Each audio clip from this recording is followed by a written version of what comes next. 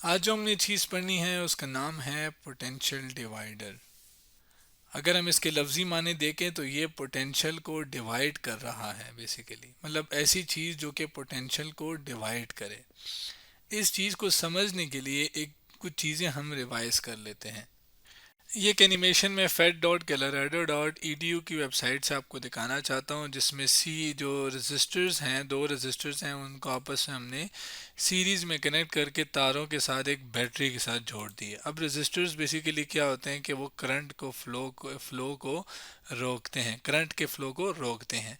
अगर हम दो रजिस्टर्स जो हैं वो सीरीज़ में कनेक्ट कर दें तो हमारे पास इनके अक्रॉस जो करंट होता है, करंट बेसिकली क्या होता है, फ्लो ऑफ चार्जेस को कहते हैं।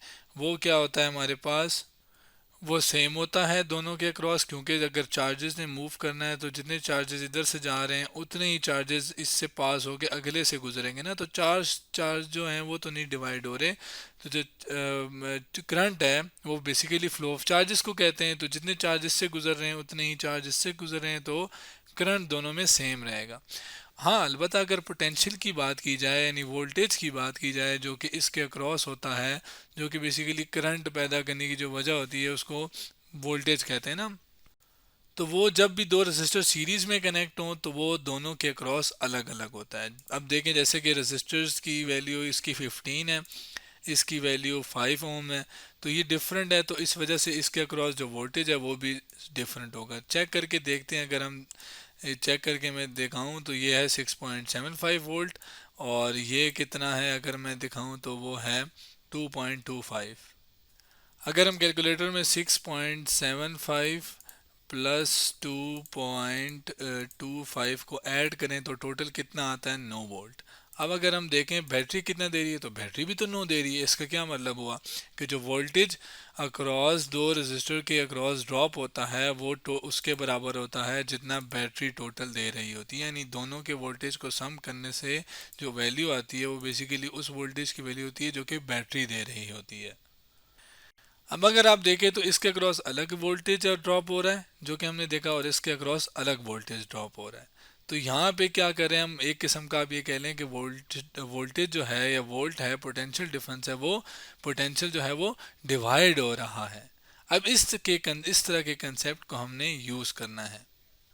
इसके अलावा एक और चीज़ कि अगर आप इसकी रेजिस्टेंस देखें तो वो 5 है, और इसका वोल्ट जो इसका क्रॉस ड्रॉप हो रहा है वो 2.25 है। लेकिन अगर मैं देखूँ तो इसकी वो रेजिस्टेंस ज़्यादा है, 15 ओम है, तो इसके अक्रॉस जो वोल्टेज है वो भी ज़्यादा होगा, जो कि कितना है देखिए 6.75 है।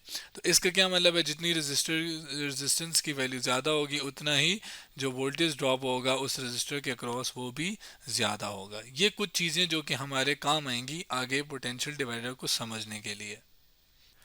लेट्स से हमारे पास एक ऐसा ना एक सर्किट है, अब जिसमें ये जो ग्रीन आपको नज़र आ रही है ये तारें हैं, और ये आपको नज़र आ रहा है ये रेजिस्टेंस है। इसको हम इस तरह शो करते हैं, एक बड़ी सी रेजिस्टेंस है और ये तार आगे गई है, जबकि ये बैटरी के साथ कनेक्ट है तारें, और ज़ाहिर है फिर ये रेजिस्टेंस के साथ भी कनेक्ट है। जबकि ये जो एक तार है ये क्या है, एक ऐसी तार है जो कि मूव हो सकती है, तो इसको हम क्या कहते हैं, स्लाइडर। अब बेसिकली ये क्या है, ये मूव हो सकती है, इसको आप चाबी भी इसको हम बेसिकली कह सकते हैं। की क्या कर रही है कि हमारी मर्जी से ये एक तो मूव कर रही है, और हम कहीं भी इसको प्लेस करके अपनी मर्जी की रेजिस्टेंस की वैल्यू ले सकते हैं।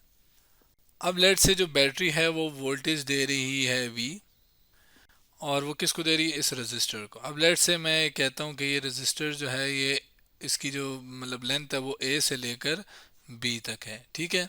जबकि ये जो स्लाइडर है ये हम पॉइंट आउट, मतलब ये जो स्लाइडर या की है इसको हम पॉइंट सी कहते हैं। अब इस सी पॉइंट को यानी स्लाइडर को मूव करवा सकते हैं, और मूव करवाने से क्या होगा कि जो रेजिस्टेंस की वैल्यू है वो भी चेंज होती रहेगी। ज़ाहिर अगर मैं यहाँ पे प्लेस करूँगा तो यहाँ से लेकर यहाँ तक, ए से लेकर सी तक, और जबकि ये सी से लेकर बी तक, तो क्या होगा बेसिकली जहाँ पे मैं इसको प्लेस करूँगा, लेट से मैंने इधर प्लेस किया है ना, तो ये एक रेजिस्टेंस होगी, जबकि ये अलग रेजिस्टेंस होगी, यानी एक रेजिस्टेंस होगी आर ए सी, ठीक है, जबकि दूसरी क्या होगी आर सी बी, या चलें इसको बी सी कह लेते हैं।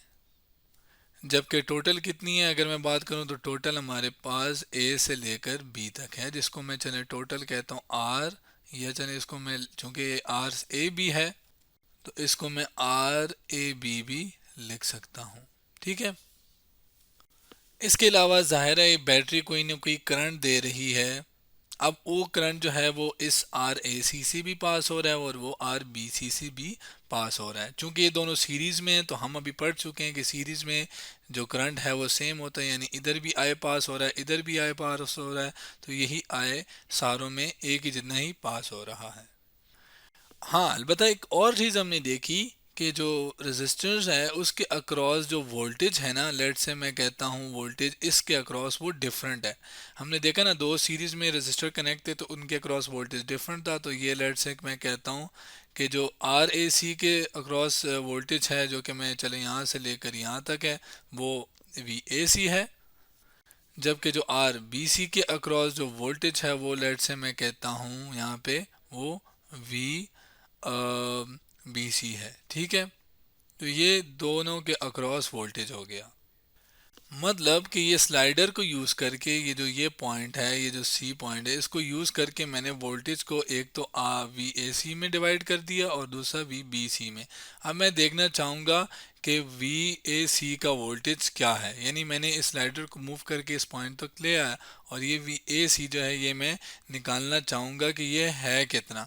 मतलब मैंने टोटल वोल्टेज को कितने हिस्सों में या जो डिवाइड किया तो किस तरह डिवाइड किया, इसकी वैल्यू क्या होगी ये देखना चाहूँगा मैं। अब हमें अकॉर्डिंग टू ओम्स लॉ ये बात पता है। ओम्स लॉ बेसिकली क्या है, ओम ने एक साइंटिस्ट है जिन्होंने एक लॉ दिया था और उन्होंने ये कहा था कि जो वोल्टेज है ये जब किसी रजिस्टर के अक्रॉस पास होता है तो इसकी जो वैल्यू है ये वोल्टेज जो है ये डायरेक्टली प्रोपोर्शनल है किसके, बेसिकली करंट के, या इससे जो इस वोल्टेज की वजह से जो करंट पैदा होगा किसी सर्किट में वो डायरेक्टली प्रोपोर्शनल है इस वोल्टेज के। जितने ज़्यादा वोल्टेज होगा उतना ही ज़्यादा हमारे पास करंट होगा। इस इक्वेशन को, इस तरह की प्रोपोर्शनलिटी को यूज़ करके हमने ओम्स लॉ के लिए एक इक्वेशन निकाली थी जो कि V is equals to I R थी। अब अगर इस इक्वेशन को देखो तो ये बैटरी करंट दे रही है, ठीक है, सॉरी वोल्टेज इस रजिस्टर के अक्रॉस आ रहा है और इसी मतलब रजिस्टर के अगर मैं चलें फ़िलहाल पूरे रजिस्टर यानी पूरे आर की बात कर रहा हूँ फ़िलहाल, तो पूरे रजिस्टर के अक्रॉस जो वोल्टेज ड्रॉप हो रहा है वो वी हो गया, उस पूरे रजिस्टर से जो करंट है वो आई हो गया, जिसमें जो आर है वो उस रजिस्टर की वैल्यू होगी। अगर स्टार्ट में मैंने ये बात कही थी बैटरी बैटरी तो दे रही है लेकिन हमने इस ओम्स लॉ में वो वाला वोल्टेज लेना है जो उस रजिस्टर के अक्रॉस ड्रॉप हो रहा हो। वो मैंने स्टार्ट में चूंकि एक ही रजिस्टर कंसिडर किया था तो मैंने बात बोल दी थी कि बैटरी दे रही है। अगर एक ही रजिस्टर हो तो फिर तो वोल्टेज वो पूरा ही होगा जो इस मतलब पूरा वोल्टेज ही एक रजिस्टर के अक्रॉस ड्रॉप होगा। लेकिन ओम्स लॉ की स्टेटमेंट ये थी कि किसी भी रजिस्टर के अक्रॉस जो वोल्टेज ड्रॉप होता है वो करंट के डायरेक्टली प्रोपोर्शनल होता है और उसको यूज़ करके हमने एक इक्वेशन निकाली थी। अब अगर इस इक्वेशन से मैं आई की वैल्यू निकालना चाहूँ तो ये आर ज़ाहिर है उधर जाके डिवाइड हो जाएगा। अब ये मैं क्यों कर रहा हूँ इसका हमें पता चल जाएगा, वी ओवर आर हो गया। ठीक है, अब ये वो करंट की वैल्यू है जो कि किसी भी रजिस्टर के अक्रॉस पास हो रही है और जाहिर है उसी रजिस्टर के अक्रॉस वोल्टेज और उसी की कोई ना कोई रेजिस्टेंस की वैल्यू होगी जो कि यहाँ पे हम डालेंगे। अब जैसे मैंने स्टार्ट में कहा था कि मैंने वी ए सी निकालना है, तो वी ए सी निकालने के लिए मैं क्या करता हूँ इस फॉर्मूले को यूज़ करता हूँ ओम्स लॉ को। तो मुझे पता है कि वी ए सी का क्या मतलब है, ये वो वोल्टेज है जो ए सी के अक्रॉस आ रहा है, ए सी रजिस्टर के अक्रॉस आ रहा है।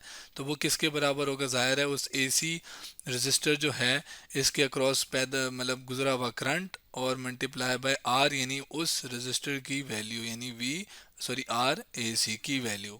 अब चूंकि करंट जो है वो इससे जो पास हो रहा है वो करंट, ये वाला करंट और ये सारे सेम है जो जितना बैटरी दे रही है, तो फिर मैं यहाँ पर भी मतलब वो वाला करंट लिख देता हूँ जो कि सारों से इक्वली पास हो रहा है, जो कि मैंने इस कलर से शो किया है।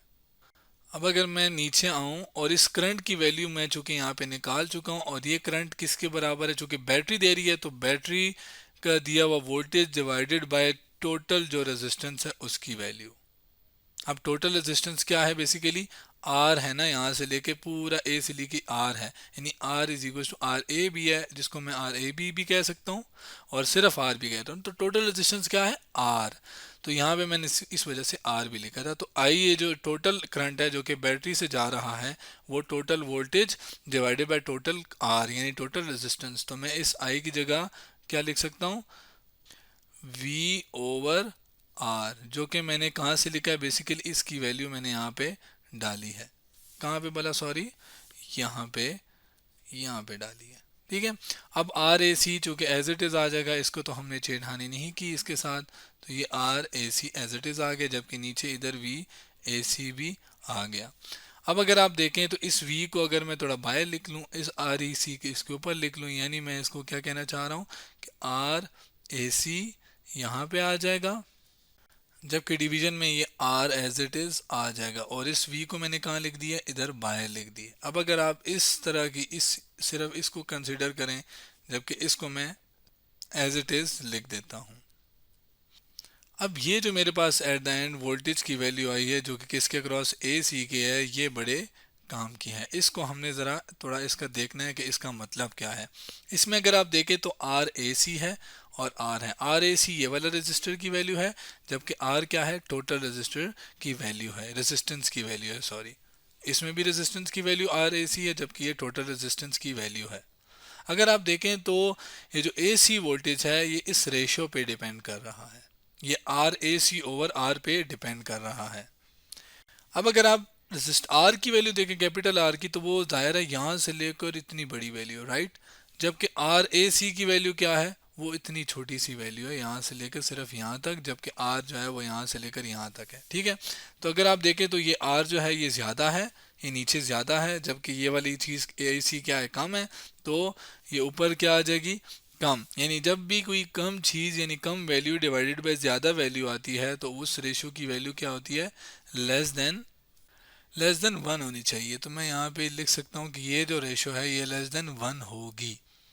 अब लेस देन वन होने का क्या मतलब है कि AC की जो वैल्यू है वो भी फिर पूरे वोल्टेज से कम हो जाएगी, यानी पूरे V से कम हो जाएगी। यानी वोल्टेज जो है, जो कि टोटल V था, उसको मैंने डिवाइड करके एक छोटे से वोल्टेज में कन्वर्ट कर लिया, यानी वोल्टेज यानी पोटेंशियल को मैंने डिवाइड कर दिया, यानी इस वजह से ये पूरा जो सर्किट है ये क्या, पोटेंशियल डिवाइडर कहलाएगा।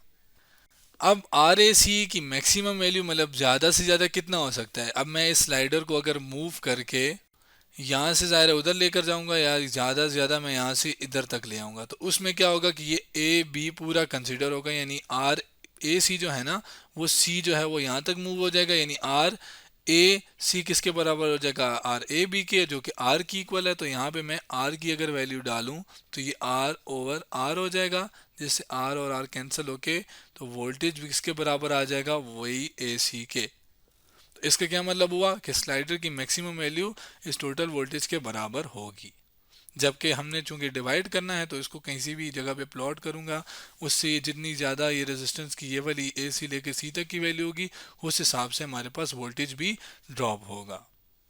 और जैसे मैंने स्टार्ट में ये भी बताया था कि जितनी रजिस्टर की वैल्यू यानी आर ए सी की वैल्यू ज़्यादा होगी, ज़ाहिर है जब इस स्लाइडर को मैं यहाँ से मूव करके यहाँ तक अभी लाया था तो रजिस्टर को मैंने बढ़ाया था, तो उस रजिस्टर को बढ़ाने से जब रजिस्टर की वैल्यू बढ़ती है तो वोल्टेज भी उसके अक्रॉस ड्रॉप ज़्यादा होता है। तो यहाँ पे मैं कह सकता हूँ increasing R A C will increase V A C, यानी आर ए सी बढ़ाने से, जो रजिस्टर की वैल्यू है वो बढ़ाने से वी ए सी भी बढ़ जाएगा। तो आज हमने पोटेंशियल डिवाइडर के बारे में पढ़ा और हमने देखा कि कैसे रजिस्टर को वैल्यू यूज़ करके या स्लाइडर को यूज़ करके हम पोटेंशियल को जो बैटरी से दिया हुआ है उसको हम डिवाइड कर सकते हैं।